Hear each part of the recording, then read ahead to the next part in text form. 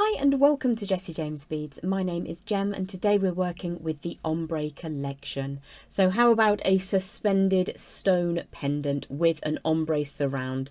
Let's head down to the board, we'll take a closer look at the project and then I'll show you how to make one with me today. So here's our suspended stone pendant with that ombre surround. Let's pop this down and we will work towards creating another one of those together.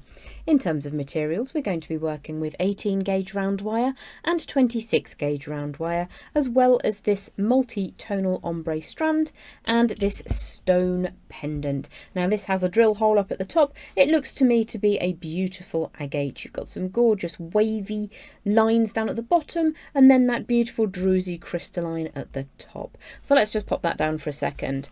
Our first piece of wire today, 18 gauge round wire. I'm working with copper. This is a medium temper copper. I'm working with raw, but you can use any craft wire that you like. I'm just going to make that nice and warm. This is around about a 10-inch length, and it's probably just a little bit more than we actually need right now. So what we're going to do to begin with is just warm that through, and then we're going to make a right angle about 3 inches from one end. And I'm going to make a really firm bend just past the 90 degrees. What we're then going to do is make sure that this is nice and smooth, and we're going to feed our stone pendant on. Now these to me look to be beautiful from any angle. I don't think there is a front or a back. They're very similarly fashioned. So let's slide that onto the shorter piece of wire.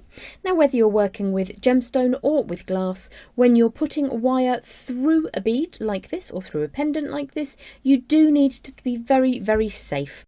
I'm going to create another bend on the other side of the stone pendant, and I'm just going to push that up to begin with and just cross it over. Now I'm using my pliers here and you can see there's a gap just between the stone and the pliers. That's on purpose because I want to be able to just make a really nice sharp bend here without any risk whatsoever to that stone. So we've got quite a mobile pendant now, just sitting on that bar of wire, and there's no stress whatsoever. So what we're going to do now is to turn the longer piece of wire into a straight up. It's a very subtle angle change, just like so. And then the shorter piece of wire we're going to grip across and turn that sideways, like so. And what we're going to do now is just wrap 3 times around that upright. If your angle changes don't match completely, you can very simply modify that. And then we're going to grip across those 2 pieces of wire and hold them firmly. Now you do need to hold them firmly. Let's not put any stress on that pendant bead at all. I'm going to draw that all the way around 3 times and then trim away the end. If your wrapping is a little bit loose, don't worry. Just going to draw that to the 3rd wrap. Pinch firmly to hold everything together and then just squish down to make that nice and neat and tidy. I'm then going to grab my cutters, which have disappeared to the other side of the known universe. Trim away that excess, put that in the scrap pot for later use. Now, in case you have a sticky uppy bit, let's make that nice and flat. Just draw that around very gently. We don't want to change the shape at all. We just want to flatten that little end bit that's sticking up. So what we're looking to achieve here is a suspended pendant on this little triangular shape. Now you may need to just reform that so that sits a little more upright. That's step 1, and honestly the trickiest part is now over and done with, so we'll put that to one side for now.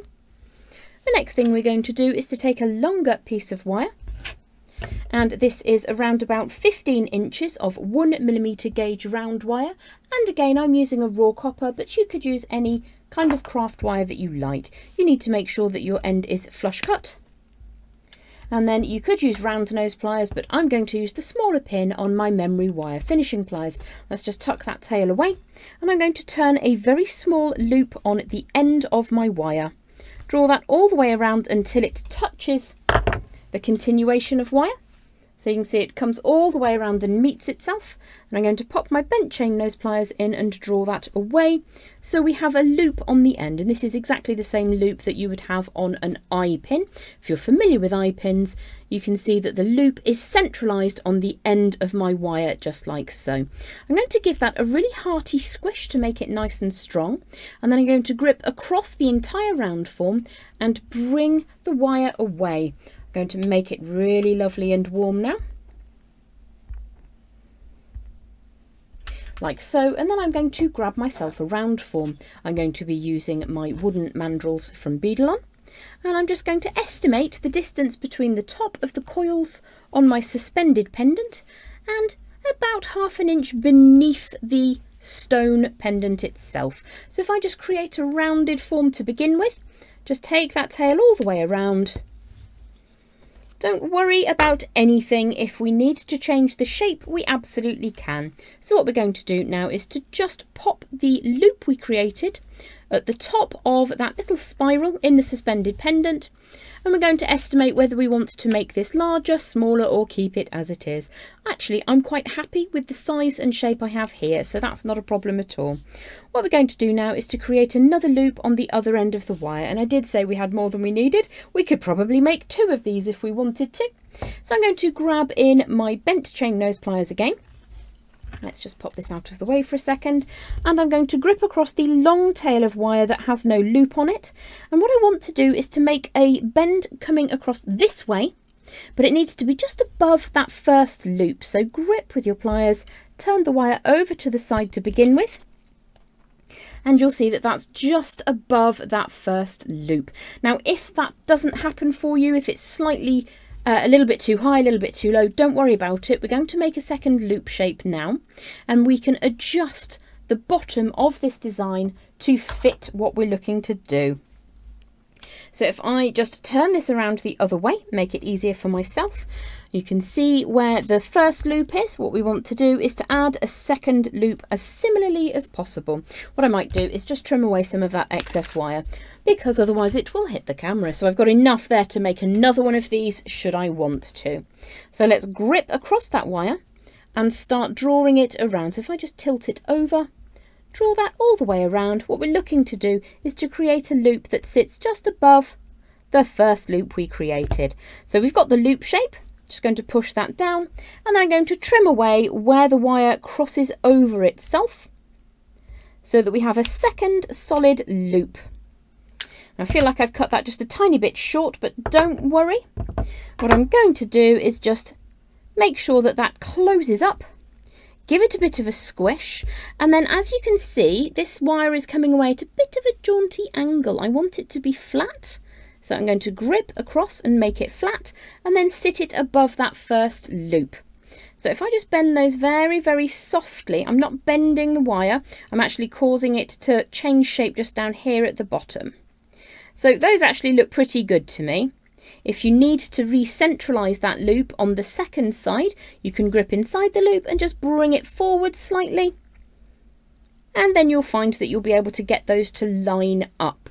Now, if you do have a block and a hammer, let me just grab my block, and let me just grab a chasing hammer, making sure that you're happy with the shape before you commence, and you can move the shape if you need to. Just roll that along until you get those loops to sit one above the other. Make sure that you're happy, make sure that it fits over the pendant that you've already started working on. If you're happy with all that, just line that up so that the 2 loops sit over the end, and very gently tap.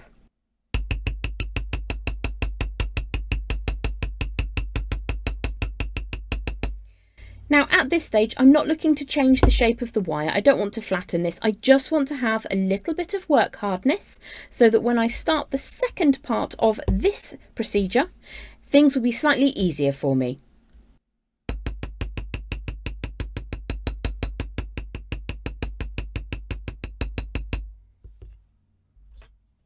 If you're worried about marking, you could of course use a nylon hammer instead.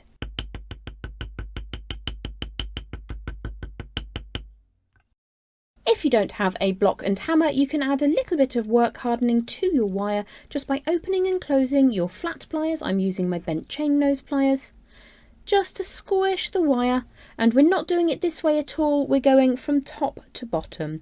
So just a few little opens and closes very gently will add enough hardness to this design to make your life slightly easier. Now what we're going to do is add in some of these little glass beads. So I have a length of around about 24 inches of that 26 gauge wire. And what I'm going to do is start by rotating 5 times around just at the shoulder of the design. These 2 loops are still free at the moment, so let's bring that around. We'll go for 5 times, just to get a really good connection onto our frame. You might like to finish that off. Actually, I think there are 5 already, but you can always use your pliers just to help you if you need to. I'm going to make sure that this is a nice tight coil, and then I'm going to make sure that it's scooched up, and I'll bring it up to one of those shoulders. Now, it doesn't need to be right up to the top. Then I'm going to add in on one side of the design with the pink colour beads, and on the other side with the green. Now, there is a delicate hue running through this strand where there's a changeover point, so you can try to make that down at the bottom, or you could unspool all of those beads, unstrand all of those beads, and then you can just ensure that you get that colour graduation throughout for a true ombre effect.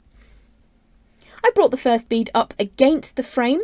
My finer wire is coming off the top of that frame, coming all the way through the bead. The bead is sitting firmly against the frame, and I'm going to draw that tail down underneath. Pull that wire all the way through, and then I'll wrap 5 times. I think that's 4, and that is 5. So to begin with, it's a little bit fluid about how it sits. You can stretch that apart just a little bit if you want to, and then all you would do is repeat all the way around until you get to the other side. I've finished adding on all of the beads around the outside of that frame, and those 2 loops sit one on top of the other. Now you just need to pinch those together. We'll go to the piece that we started off with. We'll find the end of that wire and just pop that wire up through both of those loops. So just slide that up the centre there and draw that into position. So take a look at your handiwork so far, and you'll see that you've got a pendant already in the making with lots of beautiful movement and that ombre effect going on already. So you need to make sure that your pendant is sitting forwards before we move on to the next stage, which is to pinch across that wire. Again, just make sure that your pendant is facing forwards. Push that wire at a 90-degree angle. I'm now going to grab a round form. I'm going to use my bail makers today. Probably going to use number 4. Draw the wire all the way around. This thing is going to slip and slide for the moment, but don't worry about it because we'll find a way to get that to sit in just a second. So make sure you're happy with your bail up at the top there. Give it a bit of a squish if you need to, just to get some strength into it. And then what we're going to do is to grip that very firmly across the round form. And we're going to draw that tail around the little neck of wire that we've got going on here. So everything's still quite mobile for the time being. You should be able to get 3 or 4 wraps around. And then once you're happy with the positioning of everything, what we're going to do is make sure that you can bring that wire to the front of the design, slide it over the top there. That looks good to me. That's the direction I want to wear the pendant in. So I'm just going to tighten up those spirals, smooth and warm through this little tail of wire we have remaining, trim that to around about 2 inches or so. And I'm going to use either my round nose pliers or something with a small round loop on it, such as these memory wire finishing pliers. Once you've got the beginning of a round form, I'm going to switch over to my flat pliers, which are my bent chain nose pliers, 2 flat surfaces, and I'm going to start rotating around to create quite a large spiral. Now you don't have to have one quite this big, but the function of this spiral, keep going, you're getting there, quite close already. Switch to holding on to that bail. The function of the spiral is to set the direction of the pendant. So once you're happy that everything is coming together, all you then need to do, I'll show you that sideways, is just push down on the spiral and it will sit your pendant into position. So there is your ombre stone suspended pendant.